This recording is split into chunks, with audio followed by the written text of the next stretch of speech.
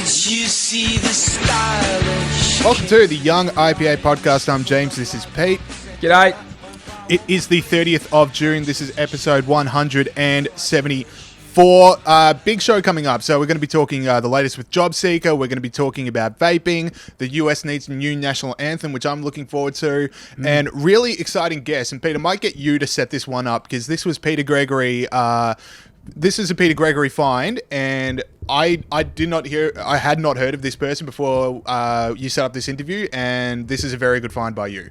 Yeah, we've been pushing to have this lady on for a few weeks, but we had to do a couple of important interviews in the last 2 weeks. Her name is Inaya Folarin Iman, and she's from the UK. She's very young. She's only 23, and she writes for Spike. She's in charge of a thing called the Free Speech Union. She's been a candidate for the Brexit Party in the 2019 UK general election. She's a rising star, and her tweets during the Black Lives Matters protests and all the things with the statues and all the cancellations and things like that have been awesome.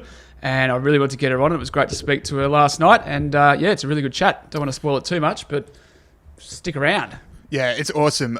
Pete, you know me pretty well. We've known each other a fair few years now. You know that I'm the king of mayo. There's never been a story I haven't felt the need to embellish, but this is the coldest I've ever been in my life. It's so cold. We're back on Zoom. I'm in my home. I've never been this cold. Yeah, it's freezing. I could see my breath in my house this morning, which is should be illegal. And Inaya was talking about in our chat pre-interview how it was nice and warm in London, which is just garbage. So yeah, you do have a bit of mayo. That's true, but you know, I've lost all dexterity in my fingers. Whenever I try to type anything this morning, it's just basically hooves pounding away on a keyboard and just hoping that the English language pops up. But we're going to pursue anyway. Yeah. Let us start with JobSeeker because that's a big news in the Australian and Sky News today. New National Skills Commission data to be released today reveals that more than 1 in 2 employers who are struggling to recruit workers say their top challenge as they look to rehire following COVID-19 economic shock is a lack of applicants. And this feeds into JobSeeker. Do you want to talk about this, Pete? Yeah, sure. So obviously this is just people that are struggling to recruit their workers. But yeah, 50% of them say it's because of a lack of applicants, as James just said, which is amazing given how many people are out of work at the moment and the struggles we're having with the economy. This has to be connected to JobKeeper, which for many people, particularly in casual employment and not full-time employment, is more than what they're earning. So why you can't blame them. They're not, I don't think these people are stupid or bludgers or anything like that. Why would you take less money to work when you get more than that for free? Now, obviously, JobKeeper is set to end September 27. That push is on to keep it going. When we talk people on the left, unions, left-wing think tanks, things like that, they are like, we need to keep this going because we need to make sure that people have money to spend in the shops, which is obviously stupid. If that was the case, if the government had a bottomless pool of money and if they just gave it to people, that would be great for the economy. It should be like $5 million and we should have it for everyone. So the push is on and we've already seen some of the problems. I don't think they'll extend it. I just don't think that Morrison is going to do that. But, that's the discussion. Yeah, I'm with you. This is basically just a wake-up call that shows why this was always meant to be a temporary policy and we can't keep it forever. I mean, you want to bring it in because this was going to be, and it was, a huge wave of unemployment and a huge wave of suffering, and you want to make sure you can at least limit some of the damage from people that have done they're out of job through no fault of their own and through just, the extraneous circumstance of a government lockdown. So I get that. And then, as you say, I can't befault any person not going out of their way in the middle of a pandemic to work when they could be getting more money. But the number one form of welfare is always a job. The whole design of this policy was always to keep people in jobs and then help people look for jobs once coronavirus restrictions started to ease. And now that they are in basically every state except Victoria, which we'll get into in a bit, you just got to make sure people are getting back into work. And that's why it's temporary. So it's had a good shelf life. We're now at the end. No, exactly right. It's something that it will keep being a major thing of discussion, but I don't think they'll extend it, but we'll see. All right, so let's talk about, a lot of states, they're opening up. I mean, Western Australia, the nightclubs are back in touch, so shout out to all our West Australian Club Rat listeners. A few other things are happening, but Victoria, we have taken a giant step back, as we talked about last week, and it doesn't seem to be going away anytime soon. So we had 75 new cases over a 24-hour period here in Victoria over the weekend. I guess I'm kind of happy that so far the government's basically looking at a suburb by suburb look at lockdowns, because when the original one was brought in, there were communities in country Victoria where they didn't have coronavirus and yet no one could go golfing, no one could go fishing, no one could do anything, which was like, well, why can't I if coronavirus isn't here? So at least it's slightly different. For now, just reading the tea leaves on how everything's going, I think there will be a pretty stringent lockdown anytime soon. And the other thing I'd say about it is the state with the biggest lockdown, the most restrictive lockdowns, the most punitive policies is also the state that has the quote-unquote second wave. So I think you need to kind of rethink, what do lockdowns achieve? Yeah, no, you're exactly right about the regions. They should be locking down individual regions rather than the whole state when there's some places with more cases than others. But they should have done that from the start. There's no reason why, as I said last week, they couldn't have at least let some of those regions in the country not be locked down to the extent that Melbourne is. But that's an interesting point you make about the most onerous restrictions. I actually saw something from Professor Peter Collignon, who is an infectious diseases expert. He says that he reckons the Victorian government was overzealous with increased policing and issuing fines to address the pandemic earlier on, and that because people were so limited in their actions and the virus was not widely spreading, people grew fatigued with the restrictions and have less incentive to follow them now. So he's basically saying that because it was so onerous at the start and it was overly onerous, people relaxed a little bit. So he sort of feeds into your point. And then I'd say, like, in America, there's this idea that Americans are just over coronavirus, which is pretty, I would almost say obvious when you see those photos that go viral about, like, people hanging out on beaches and people, hanging out in night spots and stuff. And if Victoria slides into the same way, and we didn't even, like, no one has the antibodies to fight coronavirus, so we're basically going through our first wave, but we're already sick of restrictions, then that's going to be a pretty big public health crisis. Yeah, no, definitely right. And the other thing I'd say about this is that there isn't that much evidence, for example, that people are transmitting the virus in cafes and restaurants. A lot of it's in family homes, return travellers obviously making up a big part of it. So there isn't much evidence that it's those businesses. So once again, a little bit more nuance in the restrictions would be great if those places could stay open or extend the amount of people that are allowed to go there. Given it's not really contributing much, that would be a great thing for those businesses and a great thing for the community. So, yeah interesting to see how they'll go. Last thing I want to say about Victoria. Now, the number one lifesaver policy from Corona, to me, is obviously 2 weeks stay in a hotel once you come in from overseas. Like, that just was as common sense as possible. And one thing that's come out this week is Victoria isn't making tests when you're in that quarantine compulsory. And it's up to 30% of people are saying, do not test me while I'm in quarantine. And then they're out in the community. I can't believe that. Like, if you can't have a cafe have more than 21 people, or there's like the risk of a fine. But if you're in quarantine, you just come home from overseas and you say, I'd rather not be tested. The Victorian government's like, all right, back into the community. Yeah, it's crazy. And that's we're the only state that's done that. And they've changed it now, and they've extended it from. And if you don't take the test, you have to stay in quarantine for an extra 10 days. But we're the only state that's done that. And I'm obviously really kind of reticent to force people to do tests and things like that. But in a pandemic, when everyone else is under onerous restrictions, that seems like a real common sense one. And it's not like you forcing people to have the test. It's like you don't have to have the test, but you have to stay in quarantine if you don't want to take the test. So if people really don't want to do it, then they don't have to. For a state with the biggest lockdowns, I could not believe that. Let's look at some other states. So this is blind speculation as we record, because Palaszczuk has not given the press conference talking about Queensland's state border closures. I don't know if we want to do let's guess, or let's do we'll do 2 editions. One that she does open the borders on July 12, one that she doesn't, and we'll just play whichever one's correct. But it's certainly, again, reading tea leaves doesn't look too good for a July 12 reopening. I know that's what Pauline Hanson's saying based on what's happening here in Victoria. But Pete, border closures has been a big bugbear for you, and I want you to have the floor right now. Oh, well, just as I've been saying on the show, I don't want to repeat myself too much, but they said that the Federal Health Authority said there was no health reason to have border closures. So I don't know why they're still closed. She might open them. Maybe that's something she'll do. Also, it's like if you've got such a problem with Victoria, open them for other states. It doesn't if you, like the Northern Territory, for example, has like 0 cases or something. Yeah, very South low. Australia as well. Like if Western Australia, they deem it too healthy enough to open up the nightclubs, then surely like they're pretty confident that people can travel interstate and be safe. Yeah. So once again, a bit of nuance would be great. I also would sort of point out that Hugh, our manager, who is a trans DJ, told us specifically that we had to mention that the nightclubs were open in Western Australia. So Hugh, we listen. Apparently there were queues forming at 11:59 p.m. before they came in. Imagine that, just all those photos of like those politicians in the sun drinking beers, and I'm stuck in my kitchen. Come on, Western Australia. It sounds good. Still not allowed to kiss and hold hands in nightclubs though, so behave yourselves. Alrighty. I want to take this national for the next segment. So this was a really great editorial in the Sydney Morning Herald on Sunday, basically talking about COVIDSafe. So COVIDSafe, the tracing app, $2 million. Everyone was encouraged to sign up. A lot of people did. Millions of people downloaded it, in fact.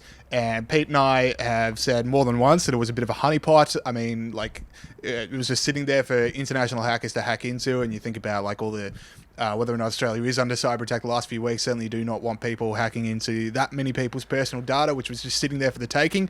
But we were told, you know what, it's worth it. It's just so important to keeping the community safe. Well, I'm going to read out the Sydney Morning Herald on Sunday, the editorial. As reported in the Sun Herald, despite it having been downloaded by more than 6 million people, the app had not identified one close contact of a person infected with COVID-19 who had not already been found through manual contact tracing. By any measure, that is a terrible failure. Victoria's Chief Health Officer Brett Sutton said last week his contact tracers had downloaded the app's data 30 times, but had not identified anyone who wasn't already uncovered through the manual interview process. New South Wales health officials have downloaded the contact data from the app 10 times, but again, no new contacts or cases had been identified. 6 million people, $2 million. Everyone should download the app. We're going to keep you safe, but we're not going to use it. Yeah, it hasn't panned out. I don't know if they got the downloads they thought, 6.2 million. I thought they were going to get 10 million, or maybe they were just aiming for 10 million. But anyway, yeah, like it's made no improvements, and it's just created this vast security threat at a time when we know that there are increasing, attacks on our data from people overseas. So, yeah, it's been a failure, James. And remember, it was like, want to go to the footy? Download the app. So there was a bit of that going on, and it hasn't actually made any difference. Mm-hmm. All right. And then last topic I want to talk into before we get into heroes and villains is vaping. Now, do you want to talk about this, Horbeid, or should I? Nah, I'll talk about it, mate. I'll talk about it. So it was going to be this Wednesday, tomorrow, that importing nicotine as a liquid for vaping in the form of e-cigarettes was going to be criminalised. It was going to come with a $220,000 fine. And in addition, if you'd ordered it previous to them making this rule and it hadn't turned up yet, they were just going to take it off you. No refund. However, due to a backlash from National Senators Matt Canavan and George Christensen and the IPA and a number of people out there in the community. I want to shout out Barnaby Joyce, by the way. I did not expect Barnaby Joyce to get all up and about vaping, but there he was. So good on you, Barnaby. It is a bit odd, isn't it? Yeah. What's that sparked that with Barnaby? Just, liberty's liberty, all right? Sometimes it's going to penetrate people, so there we go. Barnaby Joyce is on the side of the good. Yeah, okay. Yeah, no, fair enough. Barnaby Joyce. So they're going to delay the ban by 6 months and introduce a process where patients can obtain prescriptions for nicotine containing e-cigarettes from their GP, which is still highly regulated, but a better outcome than there was. There was a thing in the Oz about what might be the real reason behind this attack on vaping from the government. There's a pack of cigarettes costs around $125 a stick, and around 80% or 80 cents of that goes to the Commonwealth. The Commonwealth pocketed $12.15 billion in tobacco excise last year, and budget estimates for the next financial year put the excise grab at $16.9 billion. So there's a massive financial incentive for the government to keep people smoking, James. And you can see how that is something they don't want to give up. I'm not saying that's the reason, but it's certainly a massive consideration. Look, I'd say vaping is not good for you, but it's better than smoking. That's the key message. Like, it's if you don't smoke, it's bad. Don't take up vaping because it's bad for you. But according to the UK Royal College of Physicians report in 2016, the health hazard arising from long-term vapor inhalation from e-cigarettes available today is unlikely to exceed 5% of the harm of smoking a real dart. That's massive. Yeah, it is. Like, the whole government idea that, okay, we got to get rid of vaping because it's going to lead people to go from vaping to cigarettes is sort of like saying that off-ramps lead to freeways. Like, technically, yes, but that's not the way the traffic is going. I mean, anecdotally, from all my friends, they were on regular cigarettes, they've moved to vaping. I don't know a single person that went from nothing to vaping. So what you're basically doing is just keeping people on cigarette. If you get rid of vaping, you're just keeping people on cigarettes, which is so much worse for their health. And, you know, like there was this idea that, you know, we got to listen to public health campaign, but I don't know. I'm not swayed by public health research and analysis that basically says, well, vaping looks like smoking if you squint a little. Yeah, that's doesn't sound like very thorough research. Yeah, that's basically what I hear when people start talking about vaping leading to cigarettes. It's just like, oh, it's kind of the same action. Yeah. No, exactly right. And it's not like Australia's going out there on a limb. The US, New Zealand and the UK have legalised and regulated smoke-free products. So we're just doing the same thing as that. And that would be a decision that would literally kill heaps of people. So I'm glad we talked about happened. this with Dr. Joe on the show last year, which is, you know, if your end goal is to make sure people don't smoke cigarettes, which should be everyone's goal. Like, we don't want people smoking cigarettes. Then I cannot understand why you don't like vaping. Yeah. Like, at least let people get off cigarettes that way. It's weird. It's this thing in public health where it's like there's no capacity for grey. There's no capacity for people to do it like something that's not good for them, but it's better than something else. I don't quite know what I'm getting at here, but it's like, you know, we want everyone to be. Just scat. This is good. This is the perfect lifestyle, and because vaping is bad for you, and it is worse for you than not doing anything, we're going to say don't do it. Like, there's no room for nuance in public health, is what I'm saying. Alrighty. Let's go over to heroes and villains. Loaded one this week. So this is a Grunt the Pig Freedom Award. This is the pig that stood up to the local council, which tried to fine it for being a pig that was slightly too big. Friend of the show, Grunt the Pig, I should also mention. So go back and listen to that one. But these, you know, we bestow the Grunt the Pig Freedom Snort on people that have stood up for freedom and liberty around the world. Pete, who is your nomination for the Grunt the Pig Freedom Snort this week? The freedom snort from the freedom snout. Yeah, the snout of freedom. We do forget that he was a friend of the show. That is an important interview that people should go back and listen to. I've never seen you so happy. It was a great day. Got up and about. Peter Gregory had found his brethren. It was real. This is why I love my job. I'm going to Wangaratta to talk to a pig. Anyway, Colorado is my hero this week, James. The state of Colorado qualified. So we talked about Black Lives Matters. We talked about the death of George Floyd and how there was within the protest movement some really genuine things that were valid and should be reformed before it morphed into something more, I guess, a broader attack on culture or whatever you would like to call it.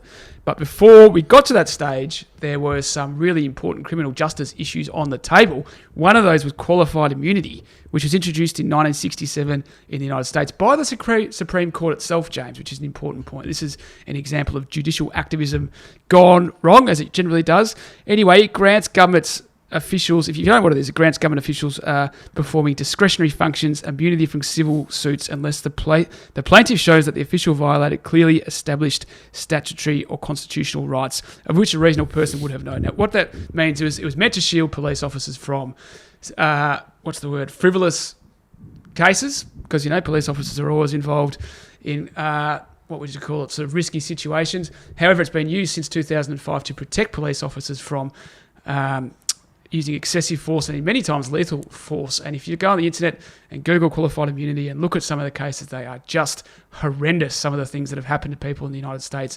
And the police have been able to get away with it because of qualified immunity. So it's a really bad thing. Now, what has happened in Colorado is Governor Jared Polis has signed into law a law called the Law Enforcement Integrity and Accountability Act. It is basically, it creates another act which people can use when bringing a case against the police. So it doesn't get rid of the federal one because it doesn't have the power to, but it enables them to use that one instead. So basically, it's a kind of a workaround for qualified immunity, and it's genuinely a thing that should be reformed, and it's great to see that's happened in Colorado.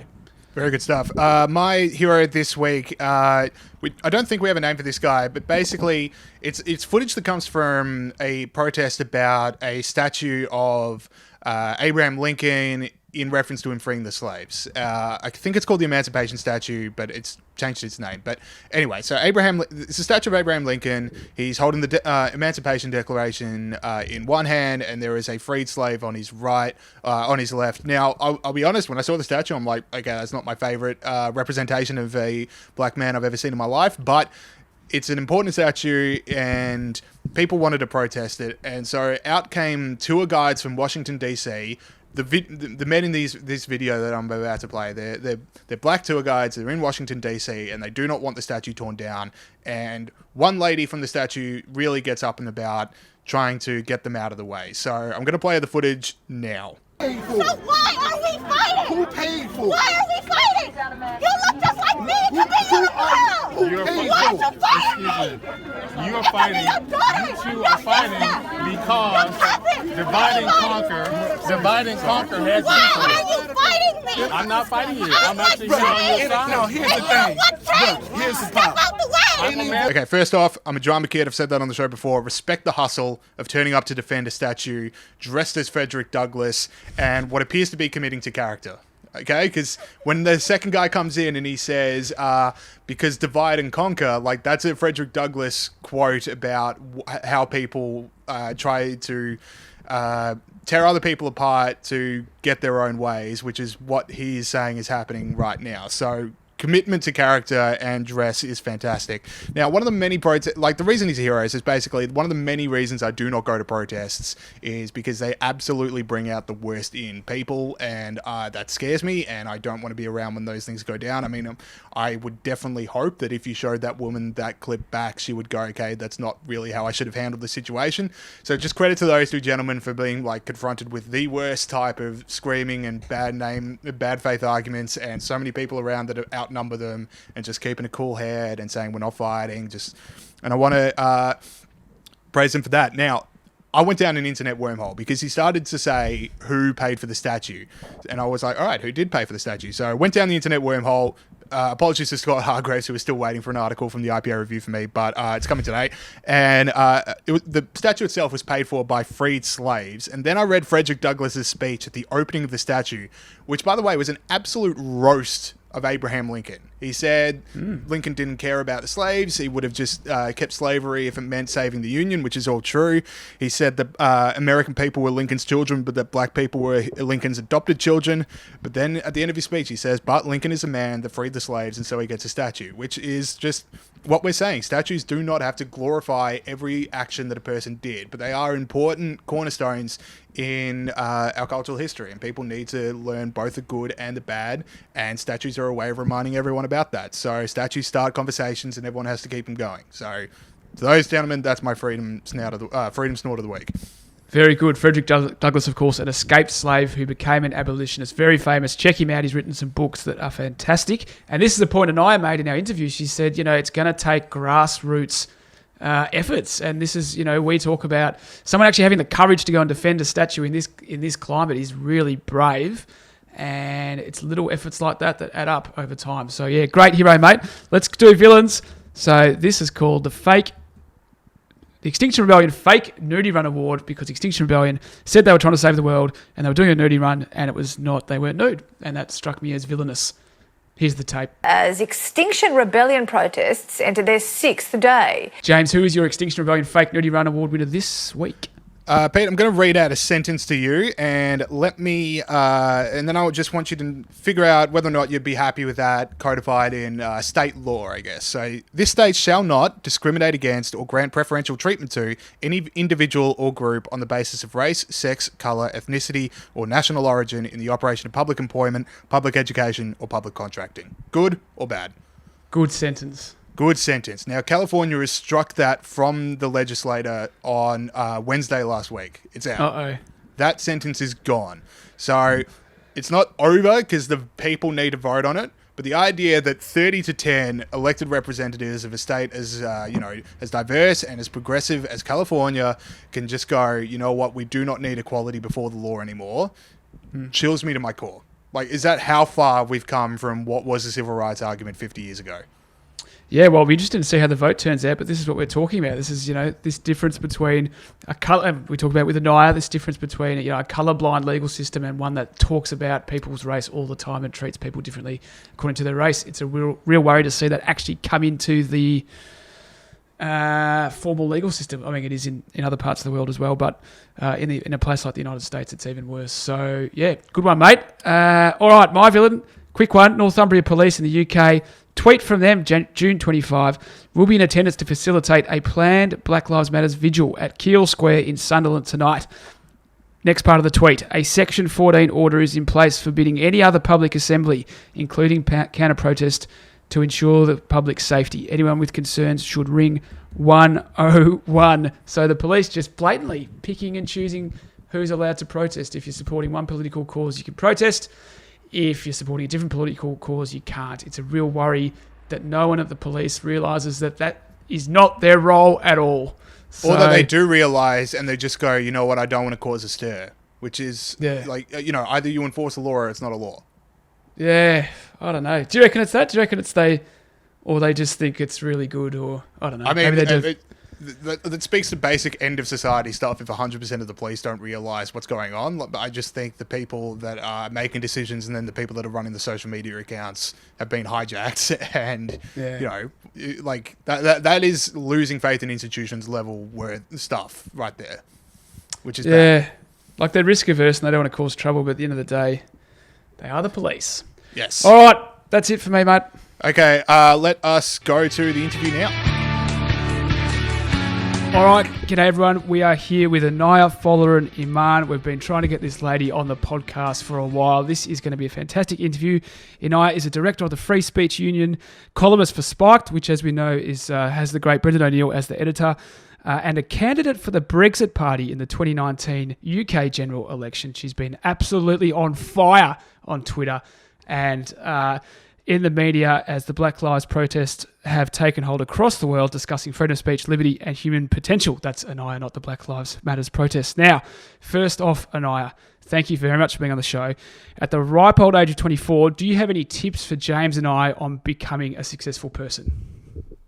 Oh, I'm actually 23. Oh, really? That makes Only 23. There you go.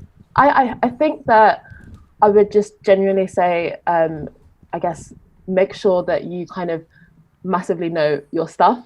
And I'm sure you guys do. I think I see a lot of young people involved in politics that are all about the kind of passion and the energy and the idealism. But when it comes to the substance, unfortunately, that seems to be kind of lacking a lot of the time. And I think that we've seen that particularly recently when we see the kind of campus free speech wars. A lot of the things that happen with Brexit, a lot of people might be against what is happening, but they don't actually know some of the foundational ideas of, why freedom of speech is important, what democracy means, what our obligations as citizens are. And so I think, know your stuff. Yeah, I'm glad you brought up freedom of speech, because that's exactly what I wanted to talk to you about first, because in an article in Spiked that you wrote this month, you talked about how freedom of speech is essential to the advancement of minority communities through its history. And I don't think that's a very widespread belief anymore. I think people, like most speech codes that governments bring in, are usually designed to protect communities. And I just want to know, from your perspective, why is freedom of speech so important? Yeah, no, I think it's been astonishing how this particular aspect of free speech has completely been not really emphasized. Well, obviously, if you are in the majority, freedom of speech isn't necessarily as pertinent, because your ideas, generally speaking, are backed up by power and popularity. It's views of the minority that generally need protecting, and we saw that historically during the civil rights movement, whether that was kind of LGBT people. They were exercising their free speech to challenge the structures that were organized against them. And when you have free speech, it's important specifically for minority people, because then they cannot necessarily have the structures that are in power to kind of subjugate them and prevent them from exercising their free speech. And you see it with the Black Lives Matter protests anyway. It's astonishing. We see all of these placards, all of these statements that are being made that are highly inflammatory, highly shocking and often divisive, but it's their free speech that they're quite happy to use to make many of those statements. But they're not necessarily that welcoming of other people using it to challenge them. Also, do you find it a bit patronising as a member of an ethnic minority yourself, the idea that speech is violence? Do you find that, think, well, hang on, I can decide for myself if something's, offensive or not. I don't need you to protect me from that? Yeah, no, I think it's a deeply pernicious idea when we are massively muddying the waters with our definitions. And we see this in many different aspects. But yeah, speech is speech. That doesn't mean that speech cannot be provocative and offensive and troubling, but ultimately it is words. And I think that when we try and muddy the waters and associate speech with violence, and particularly allow that to be defined by what is essentially a minority group of people, to define what can and cannot be said and associating it with actual physical violence, I think that we're in deeply troubling waters, particularly now. We are in a multi-ethnic and diverse society. You cannot have diversity of ethnicity and culture and all of these things without having diversity of thought and ideas. And that means that you're going to offend people. You're going to say things that are going to make people uncomfortable and they don't like. That's part and parcel with living in a diverse society. So I completely disagree with this idea about speech is violence. I think it needs to be fundamentally rejected. That's fantastic. I want to talk about another article you had, I think it was only a few days ago actually, talking about white identity politics. And this to me is a really, really important topic because, well, just have a brief look at the history of the 20th century. Now, my take is when society starts talking about the need to put people into groups and that there's this idea that the groups are in conflict with another, that there's always this power, when you push people to think of themselves in groups, don't be surprised when some people do, and some people start making some really bad assumptions about what that means. So, my just take for you, I really liked your article. So, do you want to talk about where this identity politics comes from? Yeah, so a lot of people seem to think that particularly the current manifestation of identity politics is somehow a kind of continuation of the earlier civil rights struggles. Actually, it is such a significant departure when we saw many of the very, very powerful and legitimate struggles for civil rights. What was emphasized was common humanity. It was highly universalistic and humanistic, and it wasn't this very divisive narrative of, again, my identity versus yours in some kind of hierarchy of oppression, which is kind of known within this intersectional narrative. It was universalistic. And that is essentially what that famous Martin Luther King quote is, judged by the content of our character, not the color of our skin. And now, particularly in the last 10 years, we've seen this acceleration with identity politics. It is pretty much fundamentally the opposite. It is elevating the group over the individual. And you see that manifested in multiple ways, particularly ways in which we see when you have ethnic minority, and we've seen this a lot in Britain, that feel patriotic, feel that they belong, feel that, things need to be improved, but overall, Britain is a great place to live. They are not, their agency is denied, their subjectivity is denied, and they're seen as kind of agents of white supremacy, so to speak. And so this has huge overlaps with white identity politics, which historically was defeated, which has a lot of kind of similarities with many racist notions that these kind of movements are arguing to that they're fighting against. But actually now it's almost become a symbiotic relationship. If you ask people to judge by race, to define themselves by race, to think about race and to racialize society, inevitably all different groups are going to end up doing that, such as white people also. And I felt I've seen a massive uptick. I still think obviously the far right in Britain is essentially infinitesimal, but I think that the narratives that are being perpetuated currently are a gift to that kind of identitarian narrative on the left or on the right. And so, I think we need to ensure that we are not re-racializing society and winding the clock back on decades worth of progress on this issue. Well, that's exactly right. You mentioned in your piece the other day, which was about colour blindness, you said the landscape for race relations may well be considered one of the few victories for progress in recent decades. I feel like we had this kind of moment for 5 minutes that was unprecedented in human history. That was we all kind of agreed racism was bad. We all kind of agreed, as you mentioned, Martin Luther King, we should be judging people on the colour of their, on the content of the character, not the colour of their skin. Now, what is the benefits for ethnic minorities of that colour-blinded viewpoint? And also, what's the negatives for ethnic minorities of the other viewpoint, which is that we have to make race central to everything that we do, particularly in terms of, I guess, people having agency in pursuing their destiny. Yeah, no, absolutely. I think the benefits of colorblindness is that you are treated as an individual. You know, you are respected for your individuality, for your unique mind, your unique characteristics, and your contribution to the world is valued based off of what you do, not necessarily what you look like. That is essentially what we all should be striving for. You know, respect for ourselves as human beings, and actually transcending a lot of these kind of artificial categories and judgments that I think are bounding people down. And I think on top of that, you know, that is essentially what I define as progress, where we are no longer bound by stereotypes, biases, judgments that are solely based off the color of their skin. I think that is an incredibly beneficial thing. And I believe that is genuinely the direction we were going on before this kind of identity politics narrative has emerged. And yeah, the negatives of identity politics is that, you know, if you veer away even slightly from this very specific idea of what it means to be Black, what it means to be Asian, what it means to be white, then you are excommunicated, essentially. You are cast away, and you are denied essentially a platform. And I think on top of that, it's really undermining of meritocracy. I think ideas of kind of freedom, agency, meritocracy, personal responsibility seem to have completely disappeared from public discourse, particularly in the social justice narrative. And meritocracy obviously is that, you know, when it comes to a job, the best person gets the job. And that means that the hard work and things that you've built up are what is valued. But unfortunately now it's become a tick box exercise. You know, you tick your skin color, and then they have a quota or something to kind of fit you into a certain box. And you know, how is that valuing of who you are as a person? I think that, I think it's just winding the clock back. And I think, as I said in the White Identity Politics article that I wrote, it will inevitably cause a backlash, I think. How, like, this might be just the defining question of the next couple of years, but it's like, how do we get this back? Because my view is eventually so many people will be cancelled that it's sort of like, you know, everyone who is cancelled just gets to be in the majority now. And if you haven't been cancelled, then that's this tiny minority. And I think that's like, once everyone's been through it, then we can put it behind us, but then everyone has to get cancelled. So are there any other ways that we can get people back to thinking about each other in terms of individuals?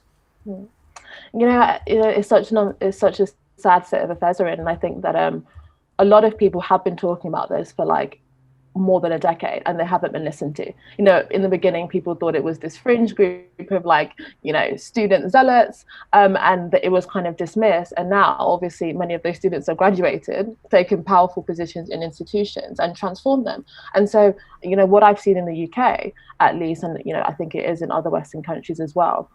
This ideology, this kind of woke identity politics ideology, is now deeply embedded in many of our major institutions. Even in Britain, we've seen it with the police and things like that. So I don't think it's going to be a quick fix. I don't think it's going to be, you know, some kind of grand policy idea that's going to solve everything and make us all kind of care about us as individuals again. I think it's going to be a long fight and an argument. I think it's going to be where ordinary people say no. If they haven't done anything wrong, don't apologize. You know, if you've done nothing wrong, don't allow yourself to be sacked. You know, take it to the employment tribunal. And in the UK, at least, you know, we've got this organization called the Free Speech Union that I co-direct.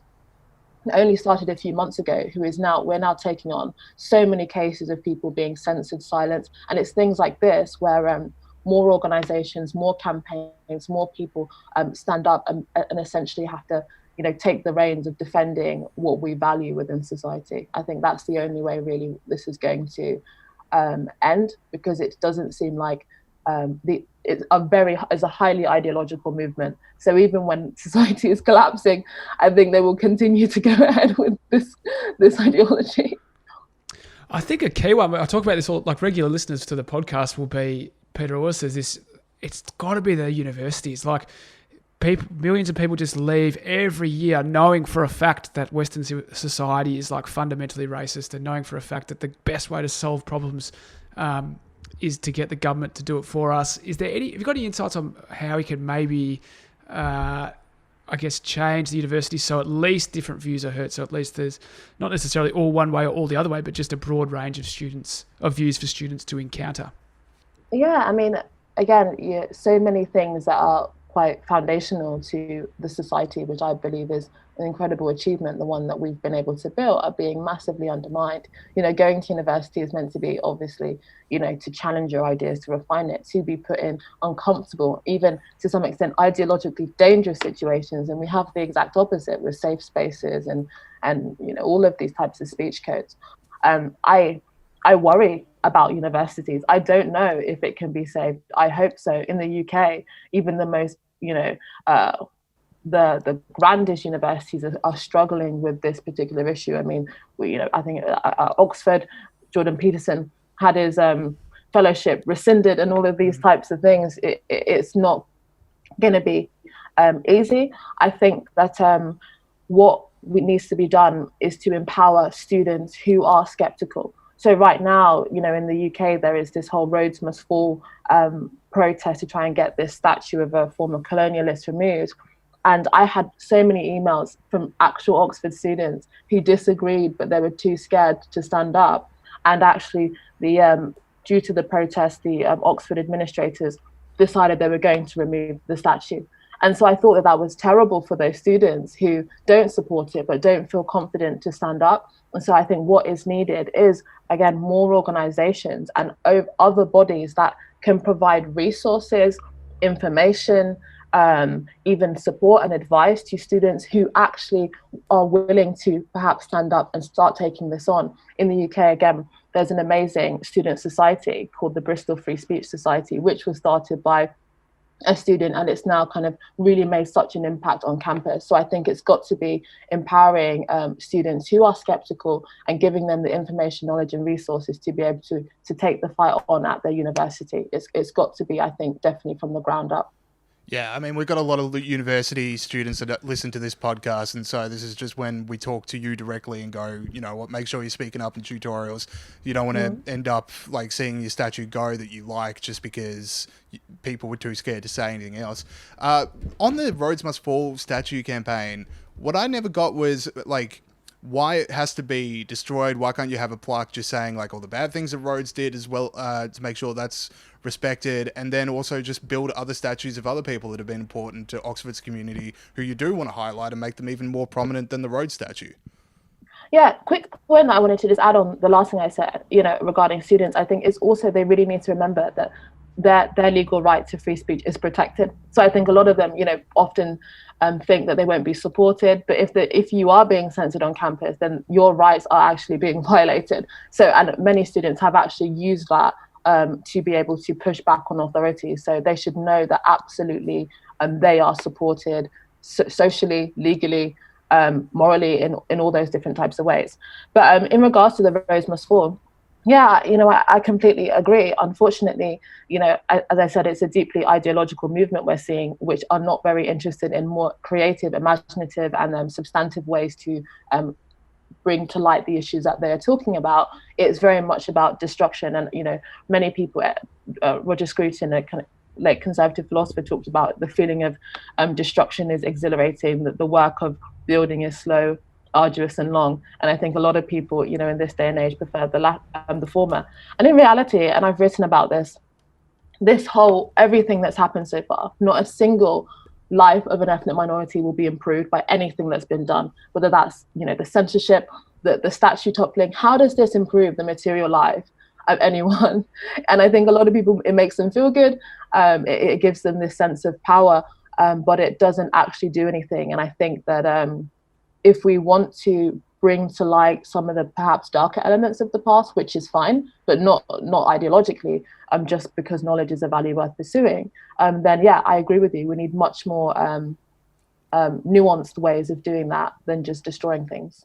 Yeah, if I could just jump in, Pete, quickly, sorry. But I mean, talking about how destroying things is so much easier than building things. I mean, 2 weeks ago, well, maybe a month ago, America was having a really important discussion about police brutality reform and how to make sure what happened to George Floyd never happens again. And we skipped past all the necessary political reforms that were needed. And we're now talking about cartoons should be changed because actors are different. And I just go like, well, hang on, who is that helping other than you can feel slightly better about what you watch on Netflix? Like, how does this help anyone from communities that don't have the best relationship with police?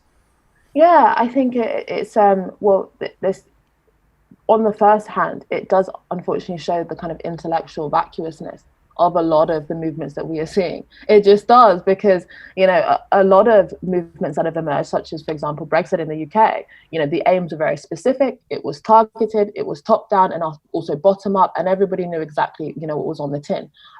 However, obviously movements like this is kind of undifferentiated rage, it's very kind of vague, and oftentimes when that happens, you end up just going for these very bizarre and little things that don't actually help anyone. But not only that, I actually think not only does it not help anyone, I actually think it makes things massively worse. You know, as we talked about earlier, I think it's incredibly patronizing and to some extent dehumanizing to argue that ethnic minority, but particularly Black people, are uniquely vulnerable to the kinds of offensive things, that they're uniquely unable to handle things that are uncomfortable. And again, it homogenizes many ethnic minorities. Many ethnic minorities don't find these statues offensive. Many of them are interested in them. They want to understand the history and the complexity. In America right now, there's obviously been protests in Washington, and many of the defenders of the monuments and statues have been elderly African Americans, you know, who know the history of those monuments and realize that these things are being destroyed. And with that destruction is also the destruction of the history of African Americans. Yeah, we've been talking about on the podcast a little bit, some terrible instances of people who have actually fought to stop slavery back in the Civil War, having their statues torn down, and it's just terrible stuff. Now, let's move on. You speak on your website a little bit about human agency, and that's one of the things you like to talk about when you're doing your work. One of your criticisms of systemic racism is that it blunts human agency. Now, what do you think are the keys to human agency for everyone, but also for ethnic minorities that are disadvantaged compared to other groups? What are if it's like 2 or 3 things that help human agency in those contexts?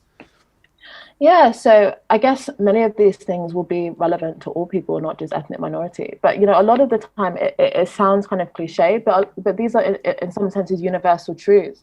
I think that we have to genuinely think about what we as individuals may or may not be doing in order to keep ourselves in kind of cycles of defeatist attitudes or grievances or victim mentalities. And I think that, you know, I often relate it to my own personal situation in terms of things that I have done in my life in order to genuinely reflect upon that. I think we've got to think of ourselves as kind of individuals on a journey in this world, and there's things that we can as individuals do in order to actually affect change. So that means why do society necessarily have to fundamentally change the kind of history curriculum to appeal to perhaps a specific group's sensibilities? Even if that's okay, I think that we have to understand the way that history has helped us to come to where we are today, and what that means, and how that might that story may be impacting us negatively, and come to terms with that as individuals. I think first and foremost we have to come to terms with that before anything else can be kind of done. On top of that, you know, we talk a lot about you know, there's a lot of conversations in Britain and also America about kind of systemic racism in policing and this, that, and the other.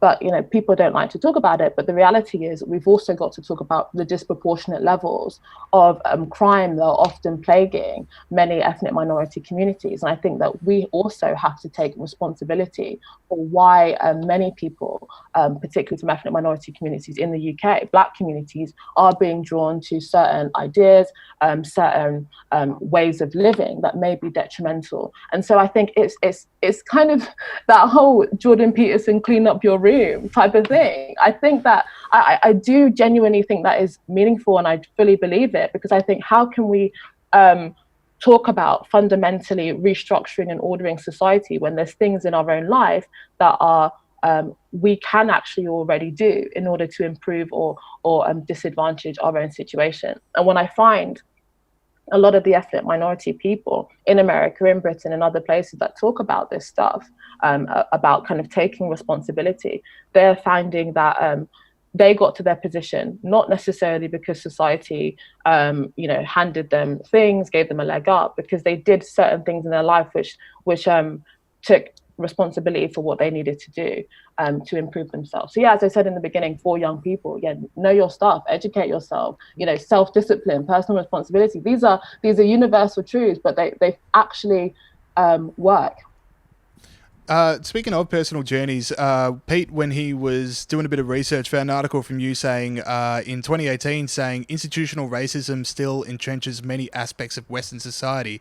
But then, obviously coming from this interview, you've had a change of mind. So what changed your mind for you? Like, was it getting out of university, or was it, thinking things differently? Yeah, I think it was getting out of university.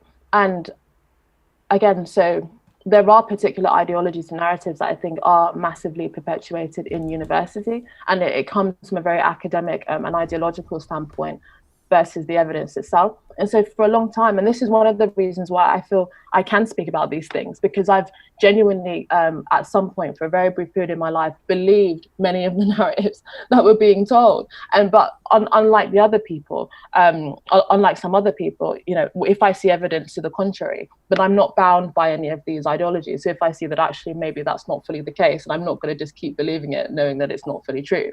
So I did believe that actually there was institutional racism, that society to some extent was structured against Black people. But then I looked at the statistics, and I found that, for example, British Nigerian kids have a 21% higher educational attainment than the population at large. I found that, a report by the Creative Diversity Network found that Black and ethnic minority on-screen representation is 23%, compared to them being 14% of the population. So I'm starting to think, well, where is the underrepresentation?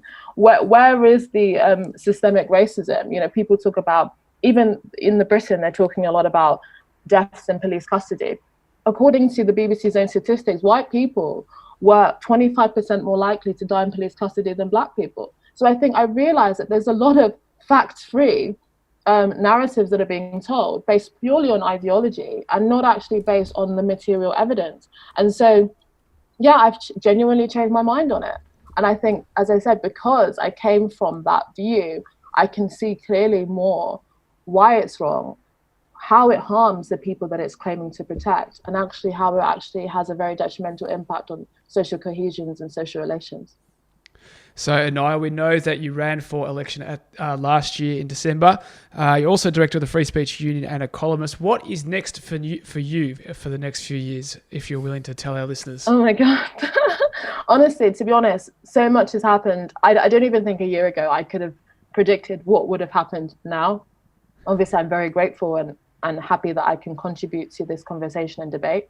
I think that in some senses, I would like to start something. In what form that would take, I'm not sure, to respond to this particular moment in regards to the racial conversation. I think that I never really necessarily wanted to get involved in the racial conversation because, as you said, I'm interested in kind of free speech and democracy. But I think as somebody that knows quite profoundly that a lot of what is saying isn't true, or at least, if not fabricated, at least exaggerated, in some senses I felt kind of a moral obligation to kind of stand up against it because I think it has such a detrimental impact. And so I'm hoping to create something very soon that will hopefully respond to a lot of what I would argue is the kind of negative and divisive consequences of the current identitarian narrative.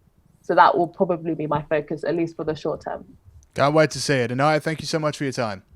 Thank you. Okay, thank you too, Inaya. That was such an awesome interview and really cool to talk to her. And I was blown away. It was a really good chat. So let us now go through some stories for the end of the show. Now, Pete, you've got a new segment. I've got a new segment with a crap name, so if you've got any help with the name, James, or people out there, I'd really appreciate it. The segment is called Stop Destroying Statues of People That Have Done Far More for Disadvantaged Communities Than You Ever Will. Tough to fit on a t-shirt. Tough to fit on a t-shirt, almost as long as the information I've got about this story. But as we know, we've been talking in recent weeks about, and James just talked about one actually in the villains section, about statues of people that did stuff that ended slavery or defeated the Nazis, for example, or stood up for people from ethnic minorities. Here's another one. Wisconsin sent 91,000 men to fight the Civil War, including a person called Colonel Hans Christian Hegg. Colonel Hegg was a Norwegian immigrant and anti-slave activist and the leader of an anti-slave catcher militia. Protesters tore his statue outside the state capitol down last week.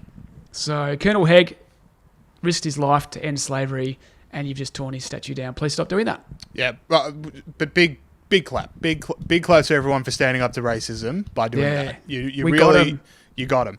Yeah, just like, so sad. We'll move on to a funny story. So we're getting a new national anthem in the United States of America.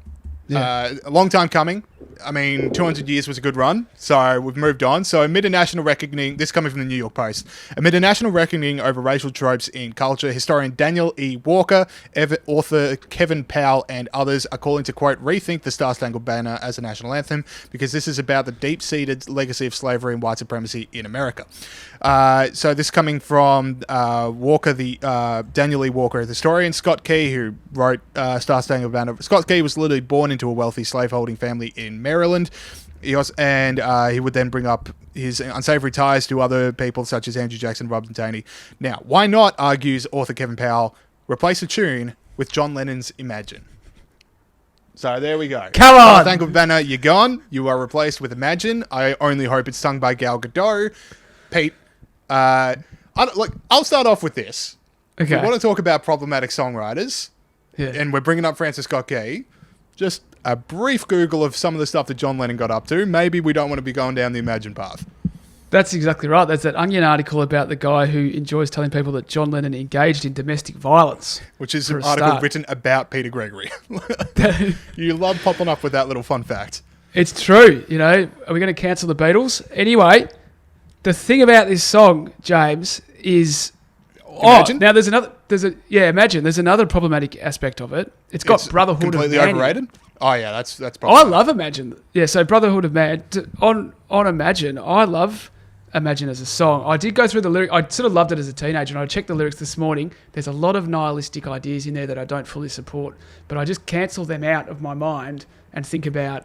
It's just about hope for a better world. So I just cancel 80% of the song and take the bits that I want out. But yeah, I mean, in terms of like the country's official anthem... Can I just say, anthem, that's the solution to cancel culture, what Peter Gregory just demonstrated? Yeah. Just take the bits you like. It's a beautiful song. Just follow Peter Gregory. This is what I've been telling people for years. All right? Just do what Pete does. And I can play Imagine so I can play the intro to Imagine on the piano, which goes well at parties, but I can't do the next bit, so that doesn't go well. But anyway, it says Imagine There's No Countries in the song, so that's no good for a national anthem. What I didn't know about the American national anthem, James, it actually started in 1931. And the third verse references the hireling and the slave, which they never sing because it's about slaves. So that is interesting. But what have I got here? Yeah, look, I think the song's about nothing. How can it be the national anthem? It's got it isn't hard to do, nothing to kill or die for, and no religion too. Well, this brings me to what I wanted to think about, which was, look, if we are going to get rid of the Star-Spangled Banner, then what should the national anthem be replaced with? Now, Pete, did you have any thoughts? Yeah, I had a lot of thoughts. I couldn't think of one, but then I thought of one and I really like it. So my song, then we'll get into yours. My song to replace the national anthem of America because it's problematic is Single Ladies by Beyonce. Oh. Now, Single Ladies by Beyonce is about respect, self-confidence, standing on your own 2 feet, which are very American ideas. And if the British wanted to keep America, they should have put a ring on it. There we go. And I don't mind the idea of a national anthem with dance moves attached. So that also works for me. Beyonce Single Ladies. Yeah, my idea. So basically, if you can't have a national anthem, then I think the only response left to you is to replace the national anthem with the International Players Anthem, uncut version. You can't censor yourself in a national anthem, and I think we should go down this because it remains a scandal on an international scale that there's not one nation out there that has a national anthem with an Andre 3000 verse. So once we can get that happening, we're back. What is the International Players Anthem? It is a hip-hop banger of the greatest kind, featuring Outkast. So, Dirty South represent. And I think that's just like, if you're not going to have a national anthem, you've got to have an international players anthem. There you go. There we Imagine. go. Come on. Imagine is such a weak choice. I didn't realise that the Dixie Chicks changed their names to just the Chicks. Yeah, and Lady Antebellum is now like Lady A.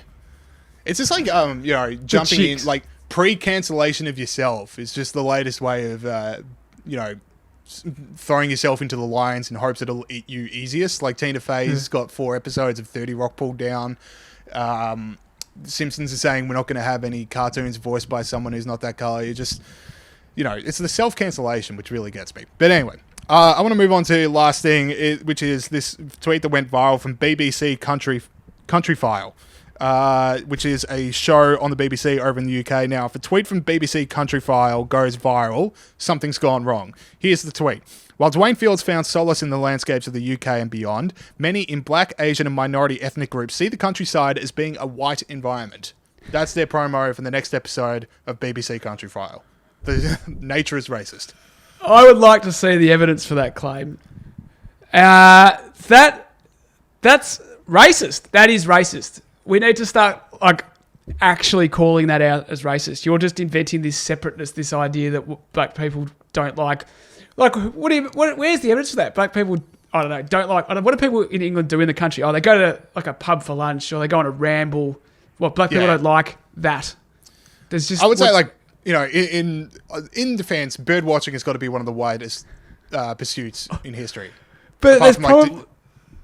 You go. I would say, apart from defund the police movements, I would say bird watching would be the widest association of people in the world. There's probably non-white bird watchers though. No, I'm sure there are. I'm just you wanted some evidence. I'm spitballing some evidence for you. Okay, I'm trying to help. Imagine how excited they must have been when they saw it had gone viral. They're like, "Oh, this we've made it."